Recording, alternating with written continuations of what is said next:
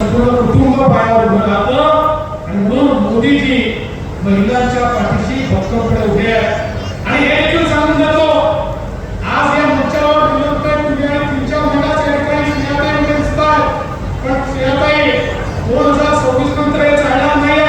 अर्धा मंच हा आपल्याला महिलांना द्यायचा आहे, कारण 2026 नंतर 33% आमदारी महिला होणार आहे आणि 33% खासदारी महिला होणार आहे. त्यामुळे सर्व यावेळेसची संधी तर पक्की आहे, पुढच्या वेळेचा काही भरोसा नाही आहे.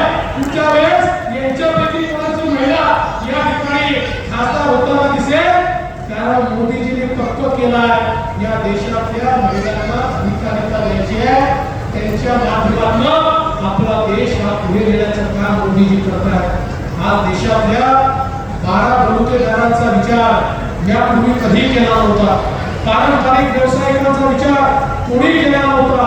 देशाचे पहिले प्रधानमंत्री मोदीजी आहेत, ज्यांनी 12 बलुतेदार आणि पारंपरिक व्यावसायिकांकरता 14,000 कोटी रुपयाची विश्वकर्मा योजना आणली आणि त्या माध्यमातून त्यांचा व्यवसाय आधुनिक करता आला पाहिजे, त्यांच्या व्यवसायात वित्त व्यवस्था मिळाली पाहिजे, त्यांच्या व्यवसायामध्ये पुढच्या पिढीकरता त्या ठिकाणी समृद्धी आली पाहिजे, त्यांना प्रशिक्षण मिळालं पाहिजे.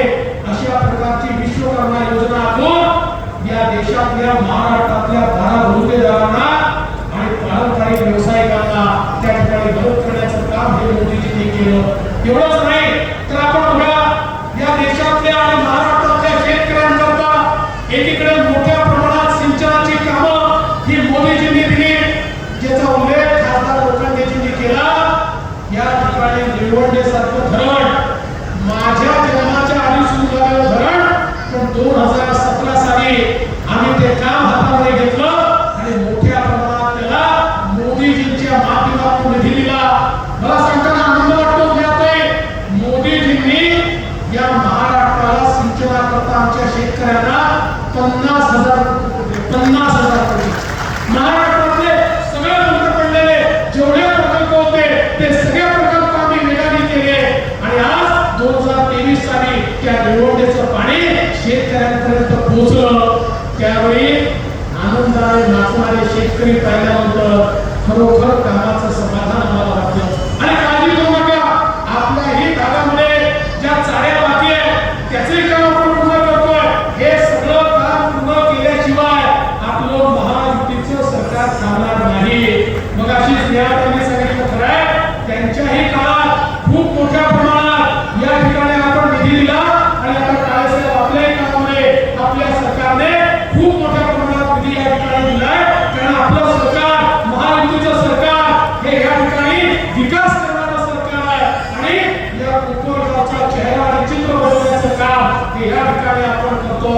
एवढंच नाही एकीकडे सिंचनाची कामं आहेत आणि मगाशी खासदार म्हणाले ही गोष्ट देखील खरी आहे. आपल्याला कुठेतरी शाश्वत अशा प्रकारचं सिंचन उभं करायचं असेल तर काळासाहेब तुम्ही देखील मगाशी म्हणाला, आपल्याला जे वाहून जाणारं पाणी आहे पश्चिमी वाहिन्यांचं ते या ठिकाणी हलवावं लागेल. ते पाणी जर आलं तर हा जो संघर्ष सुरू होतो तो संघर्ष संपेल. मला सांगताना आनंद वाटतो, मी मुख्यमंत्री असताना या संदर्भात आपण जल आयोगाची मान्यता घेतली, जलसमितीमध्ये त्याला मान्यता दिली, जल आराखड्यात त्याचा समावेश केलाय आणि आता त्याचा सगळा आराखडा आणि आराखडा आपण पाठवलेला आहे. लवकरच तो आराखडा आपण मंजूर करू आणि पश्चिमी वाहिन्यांचं वाहून जाणारं पाणी त्याला 40-50 हजार कोटी रुपये लागतील. पण काळजीचं कारण नाही आहे, मोदी है तो मुमकिन है. मोदीजींच्या माध्यमातून आपण आणू आणि हे वाहून जाणारं पाणी एकदा या भागामध्ये आलं की मराठवाड्याचा प्रश्न सुटेल, नाशिक आणि नगरचा प्रश्न सुटेल, संघर्ष देखील संपेल आणि सगळ्या दुष्काळी भागामध्ये सुजलाम सुफलाम अशा प्रकारची परिस्थिती पाहायला मिळेल. आज मोदीजींनी आमच्या शेतकऱ्यांकरता शेतकरी सन्मान निधी सुरू केला. आपण त्यात भर घातली, 12,000 रुपये आपण शेतकऱ्यांना देतो. पण त्याच वेळी मोदीजींनी दुसऱ्याच्या शेतकऱ्यांकरता घेतलेले निर्णय अत्यंत अभूतपूर्व आहेत. जेव्हा मोदीजी देशाचे प्रधानमंत्री झाले, महाराष्ट्रातले काही नेते म्हणाले मोदींना उसातलं काय कळतं, मोदींना साखर कारखानदारीतलं काय कळतं. पण आज तेच लोक म्हणतात जेवढे निर्णय साखर कारखानदारी करता आणि ऊसाच्या शेतकऱ्याकरता मोदीजींनी घेतले तेवढे यापूर्वी कोणालाच घेता आले नाही.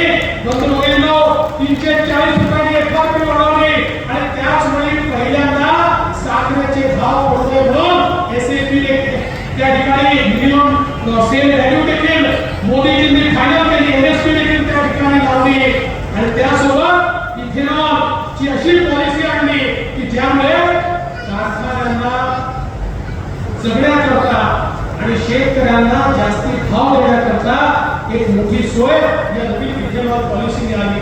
आज करोडो